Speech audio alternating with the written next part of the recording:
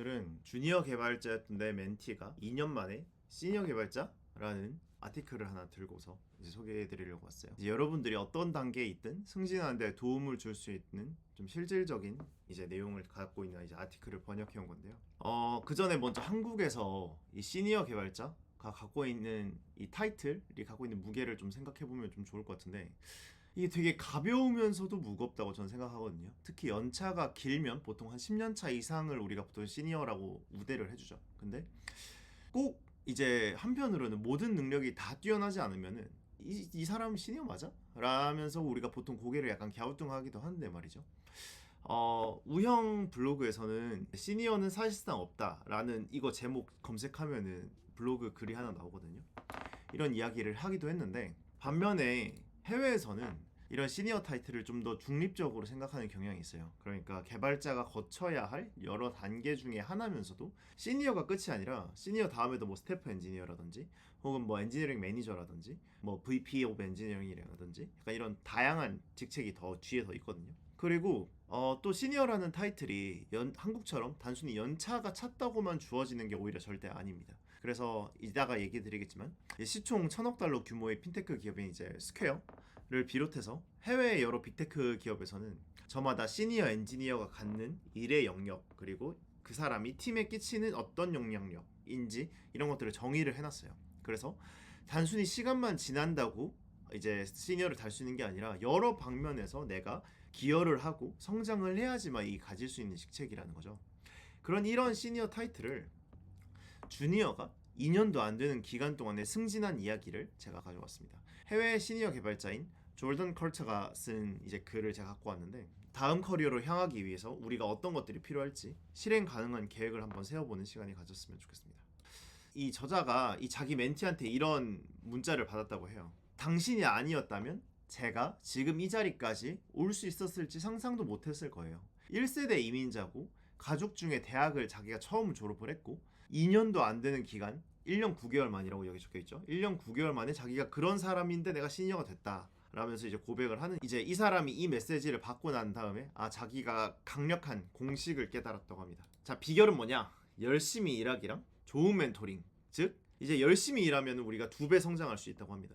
여기 2배. 그리고 좋은 멘토링을 받으면 2배 빠르게 성장을 할 수 있다고 해요. 근데 이 둘을 곱하기를 하면은 10배 성장을 한다고 하는 거죠. 그러니까 좋은 멘토링의 가치에 대해서 우리가 많이 들어봤을 텐데 여기는 뭐 당연히 논란의 여지가 없죠. 당연히 열심히 혹은 뭐 똑똑하게 일하는 게 우리를 더 크게 성장시켜 줄 거예요. 근데 이 둘이 같이 간다면 이게 바로 이제 옵티마이제이션이라는 포인트라는 거죠. 그래서 이 글의 핵심 요점을 보면 우리가 승진을 위한 실행 가능한 공식은 무엇이 있는지, 그리고 우리의 매니저들, 관리자가 관심 있어 하는 형식으로 우리의 성과를 어떻게 좀 드러낼 수 있는지, 그리고 더 나은 멘토, 더 나은 멘티가 될 수 있는 방법에 대해서 이야기를 한번 해보겠습니다.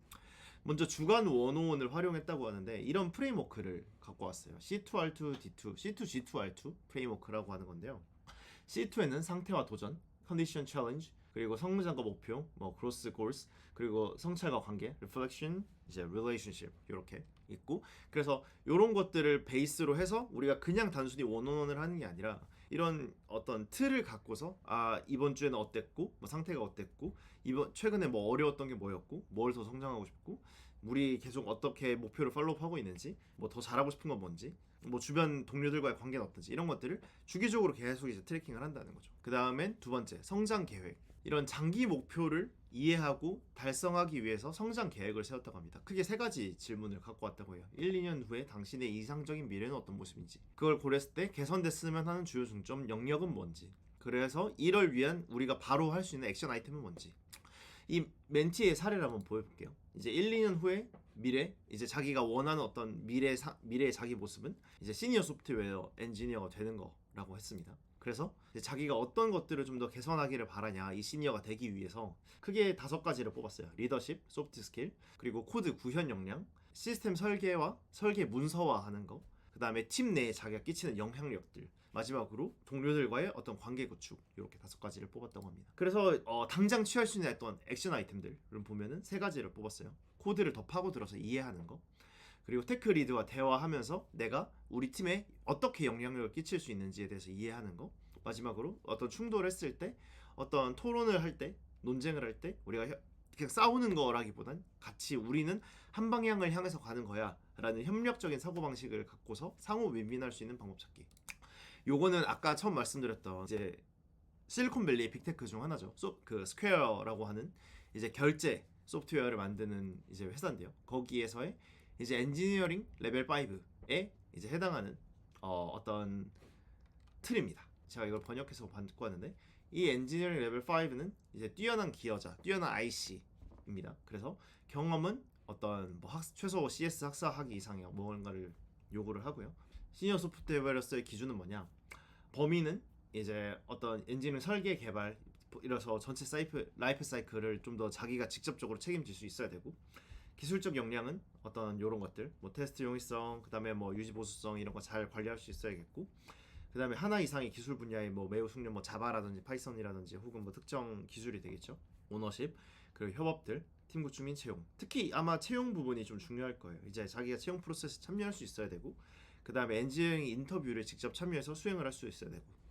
다음 이제 세 번째 공식, 승진을 향해 노력하기인데요. 이제 앞서 그런 성장 계획을 통해서 부족한 부분 혹은 뭐 실수가 발생할 수 있는 이런 것들에 대해서 그런 어떤 내가 어떤 특정 레벨에 도달하기 위한 기준이 있잖아요. 뭐 그런 것들을 위해서 어떻게 이거를 달성할 수 있는지 우리가 성과를 꾸준하게 이제 기록을 했다고 합니다. 보여줬던 여기서 보면 기술적 역량이 설계 문서를 공동 작성하고 이제 검토합니다 라는 항목이 있죠. 요거를 그러면 우리가 기준을 잡고, 그럼 내가 이걸 어떻게 달성했는지, 우리 회사에서 어떤 성취를 보였는지를 이런 식으로 정리를 했다는 거죠. 결과물을 적고 어떤 임팩트를 줬으며 어떤 스토리로 내가 이거를 달성을 했는지, 임팩트를 줬는지 이게 정리를 했다는 거예요.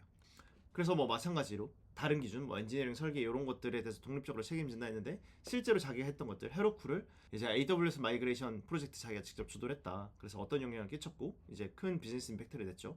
그 다음에 이런 스토리, 내가 어떻게 이걸 하게 됐는지 이야기들을 꾸준하게 계속 정리를 했다는 겁니다. 이제 다음은 스스로 회고하는 건데요.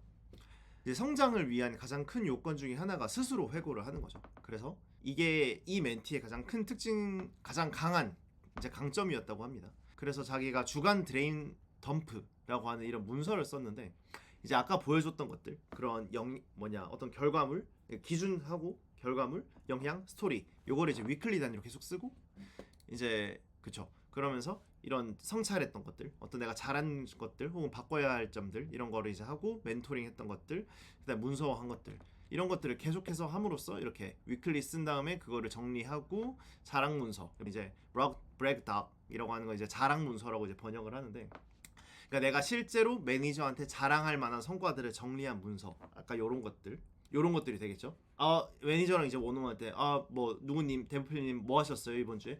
제가 이번 주에요 이제 어떤 헤로쿠를 마이그레이션 프로젝트 이거 전환하는 걸 주도를 했었는데, 이제 이게 어떤 임팩트를 낳았었고 제가 이거 어떻게 하게 됐냐면요, 이렇게 블라블라블라 하면서 나중에 이제 매니저한테 저 시니어 가고 싶습니다. 근데 제가 시니어 기준에 요런 부분을 이렇게 달성을 했었어요 라고 이제 말을 하면서 매니저가 봤을 때 맥센스하네, 납득이 되네, 이렇게 할 수 있게끔 한다는 거죠. 그래서 매니저랑 원오원을 할 때마다 도움을 요청한 게 이게 5번째 공식이었는데, 그러니까 자기는 엔지니어로서 계속 성장하고 팀에 미치는 영향력을 확대하는 것이 나한테 되게 중요하다. 그래서 다음 레벨로 나가고 싶고 그런 방향으로 가는 데 있어서 매니저님의 도움이 나한테 필요하다. 그래서 같이 좀 논의 좀 할 수 있겠냐, 이런 식으로 계속 요청을 한다는 거죠. 나는 다음 레벨로 가고 싶어요. 나 이만큼 열심히 하고 있어요.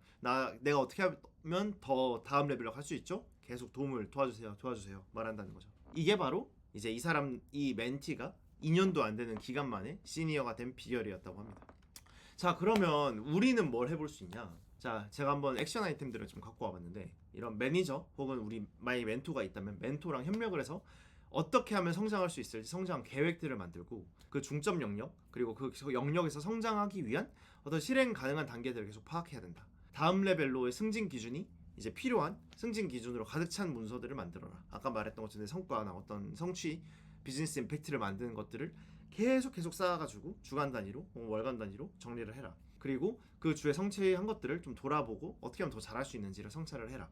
그래서 무엇을, 영향, 어떻게, 자랑 문서를 만들고 이것들을 정리를 해라. 그리고 내가 다음 레벨 가기 위해서 이게 프로세스가 어떻게 되고 있는지 정기적으로 내 매니저, 내 리더 한테 계속 얘기를 한다는 거죠. 그리고 그 피드백에 맞게 잘할 건 더 잘하고 이제 못하는 건 좀 줄이고, 이렇게 반복함으로써 계속 체크를 하고 성과가 나오는지를 한번 보면 좋을 것 같습니다.